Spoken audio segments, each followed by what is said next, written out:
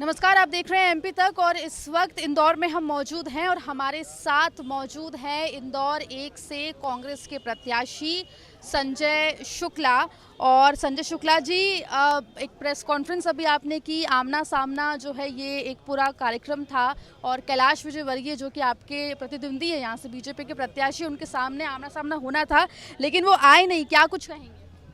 देखिए, जो आदमी जनता का सम्मान नहीं कर रहे हैं, अदालत का सम्मान नहीं कर रहे हैं, जो पत्रकारों का सम्मान नहीं, किसी का सम्मान नहीं कर रहे हैं, चुनाव आयोग का सम्मान नहीं कर रहे हैं, शपथ पत्र में गलत जानकारियां दे रहे हैं, जिसके ऊपर दुनिया का सबसे घृणित अपराध केस लगा हो, वो जानकारी छिपा के जनता को गुमराह किया जाए और जनता के सामने अब किस मुंह जाएंगे मैं वो समझ नहीं रहा, और जनता से कैसे वोट मांगेंगे ये भी नहीं समझ रहा। और उनने पहले ही मना कर रखा है, मैं जनता से वोट मांगने नहीं जाऊँगा, मैं बहुत बड़ा आदमी बन गया हूँ और जनता मुझे अपने आप जिता देगी, जनता उनको घर भेज देगी।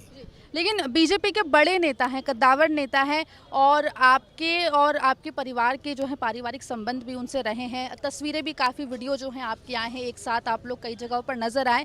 फाइट कैसी दिख रही है इंदौर एक में इस बार? कैलाश विजयवर्गीय कितनी बड़ी चुनौती आपके लिए?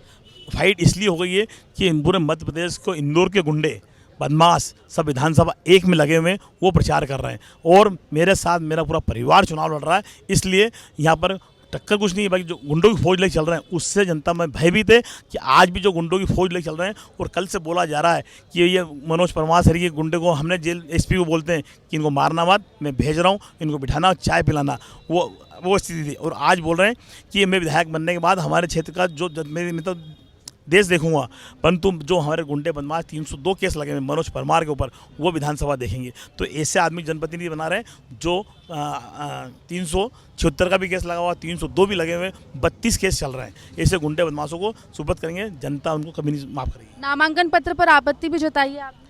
आप देखिए, उनके बंगाल में जो केस लगे हुए थे, उनने जो हमारी महिलाओं का अपमान किया, उस अपमान को छिपाया है, तो जनता उनको माफ़ नहीं करेगी।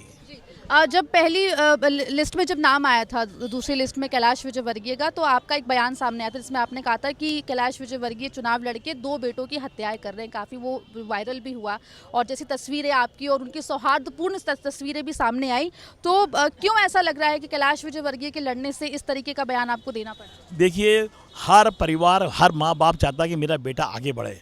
उनने अपने बेटे को पहले चुनाव लड़वाया, विधायक बनाया, जनप्रतिनिधि बनवाया और देश की शहर की सेवा करने के लिए।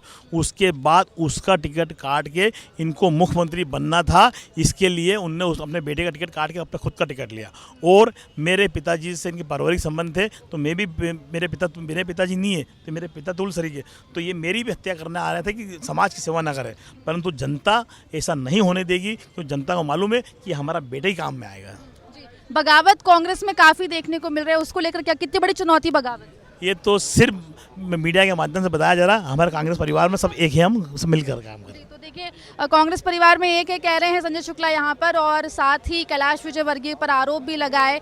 आपको बता दें कि यहाँ पर इंदौर में एक आमना सामना होना था जिसमें कैलाश विजयवर्गीय किसी कारण से नहीं पहुंचे, और जिसके बाद संजय शुक्ला ने यहाँ पर प्रेस कॉन्फ्रेंस की और साथ ही कैलाश विजयवर्गीय पर आरोप लगाते हुए भी दिखे।